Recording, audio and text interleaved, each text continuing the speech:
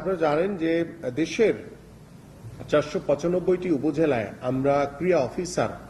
আমরা নিয়োগ করতে চাই, যাতে একদম তৃণমূল পর্যায়ে যেহেতু আমরা খেলাধুলাকে ছড়িয়ে দিতে চাই, সেই ক্ষেত্রে উপজেলা পর্যায়ে যদি আমাদের জেলা ক্রীড়া অফিসারের মতো যদি উপজেলা পর্যায়ে যদি আমরা ক্রীড়া অফিসার নিয়োগ দিতে পারি, তাহলে সেই খেলার জবাবদিহিতাটাও কিন্তু আমরা অনেক বেশি পাবো আশা করছি। ঠিক একইভাবে আমরা যেহেতু জানেন যে আপনারা 1,48,000 আমাদের শিক্ষা প্রতিষ্ঠান রয়েছে, আমরা চাইলেই এখন প্রত্যেকটি প্রতিষ্ঠানে বিষয়ভিত্তিক ক্রীড়া শিক্ষক নিয়োগ দিতে পারবো না। এটি অসম্ভব একটি ব্যাপার, কারণ আমাদের এত স্পোর্টসের শিক্ষকও নাই বা এত স্পোর্টস ব্যাকগ্রাউন্ডের শিক্ষকও আমরা পাবো না। সেই ক্ষেত্রে আমাদের যেটি নতুন পরিকল্পনা রয়েছে যে আমরা 495টি উপজেলায় যে স্কুলগুলো থাকবে, সকল স্কুলের জন্য আমরা প্রত্যেকটি বিষয়ভিত্তিক 3 জন করে ক্রীড়া শিক্ষক নিয়োগ দিব।